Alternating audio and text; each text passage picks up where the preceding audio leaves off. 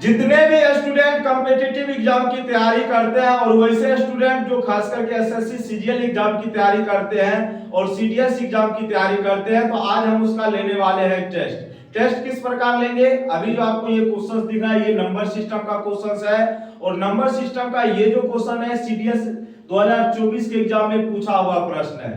और वैसे स्टूडेंट जो किसी ना किसी कॉम्पिटिटिव एग्जाम की तैयारी करते हैं और हम उम्मीद करते हैं उस स्टूडेंट से कि इस क्वेश्चन को पढ़ने के बाद आपका आंसर सही आएगा। कमेंट करके आपको आंसर बताना है और जो भी स्टूडेंट नहीं जानते हैं उसको हम बताएंगे कि किस तरीके से इस क्वेश्चन को हल करना है। अगर आपका कॉन्सेप्ट सही है और आपका तरीका सही है करने का, तो यकीन मानिए इस क्वेश्चन को आप हवा में उड़ाएंगे।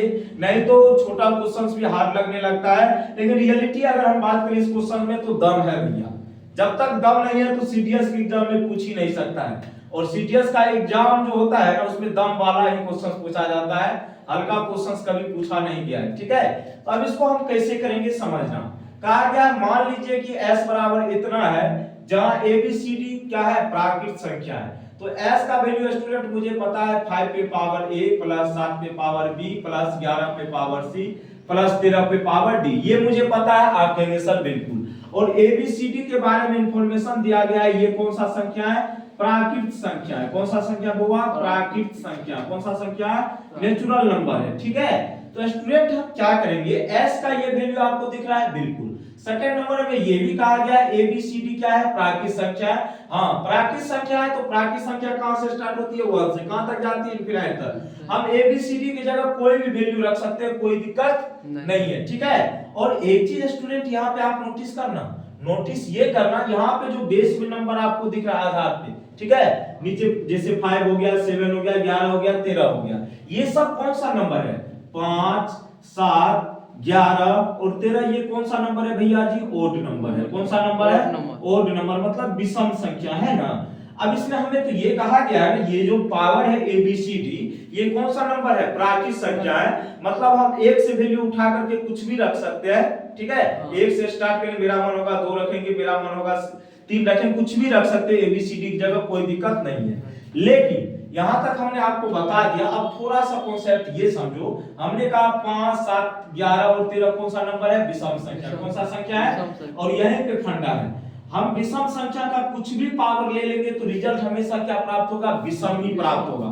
क्या प्राप्त होगा, विषम ही प्राप्त होगा। क्या प्राप्त होगा, जैसे हम एग्जांपल से समझाते हैं, जैसे हम अगर हम 5 पे पावर 1 करेंगे तो कितना आएगा, 5 5 पे पावर 2 करेंगे कितना आ जाएगा, 25, लास्ट में 5 आ रहा है विषम में, 5 पे पावर 3 करेंगे 125, फिर 5 पे पावर 4 करेंगे 625, लास्ट में 5 ही आएगा। और 5 कौन सा संख्या है, विषम संख्या।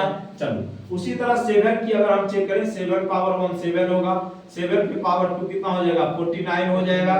उसी तरह 7 पे पावर 3 343 हो जाएगा। लास्ट में हम देख रहे हैं 7 आ रहा है, 9 आ रहा है और 3 आ रहा है। मतलब कहने का सेंस ये हुआ, अगर हम किसी भी विषम संख्या का पावर कुछ भी रख दे, सम रख दे या विषम रख दे, तो रिजल्ट हमेशा विषम ही देगा। क्या देगा, विषम। तो कहने का सेंस स्टूडेंट ये हुआ, यहाँ पे जो 5a प्लस 7b प्लस 11 पे पावर c प्लस 13 पे पावर d है, तो यहाँ पे आपको कुछ वैल्यू पुट नहीं करना है। यहाँ पे देखो, अगर हम इसका पावर कुछ भी रखें और इसका भी पावर कुछ रखें, तो यहाँ पे तो रिजल्ट क्या प्राप्त होगा, ओड प्राप्त होगा, मतलब विषम होगा।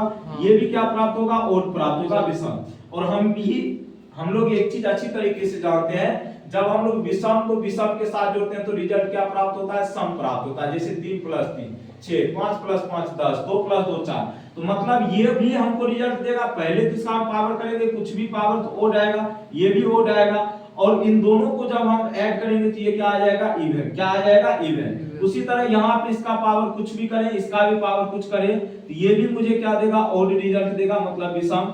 ये भी मेरा देगा ओड रिजल्ट, मतलब विषम। और ओड को ओड के साथ जोड़ेंगे तो क्या प्राप्त होगा, सम प्राप्त होगा, मतलब इवन प्राप्त होगा। क्या प्राप्त होगा, इवन। और सम प्लस सम क्या होता है, बताने की कोई जरूरत नहीं, क्या होता है, सम होता है। क्या होता है, सम। अब यहाँ पे नोटिस करना है स्टूडेंट, क्या करना है, नोटिस। ठीक है, तो सम मुझे प्राप्त होगा जब इसका हम पावर करके जोड़ेंगे, ABCD की जगह कुछ भी वैल्यू लेकर के जोड़ेंगे तो रिजल्ट हमेशा कौन सा नंबर प्राप्त होगा, सम। कौन सा प्राप्त होगा, सम। ठीक है, अब यहाँ पे नोटिस करना है, अब यहाँ पे नोटिस करना, अगर बात आई सम की, तो सम संख्या किसे कहते हैं, जिस संख्या का इकाई का स्थान 0 होगा 2 होगा, 4 होगा, 6 होगा या क्या रहेगा 8 रहेगा, उसी को हम लोग क्या बोलते हैं सम संख्या। क्या बोलते हैं बुआ?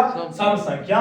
तो यहाँ पे जाहिर सी बात है, अगर मान के चलो यहाँ पे कोई नंबर आया तो लास्ट में या तो 0 रहा होगा या 2 या 4 या 6 या क्या रहा होगा 8 रहा होगा। क्या रहा होगा 8। ठीक है।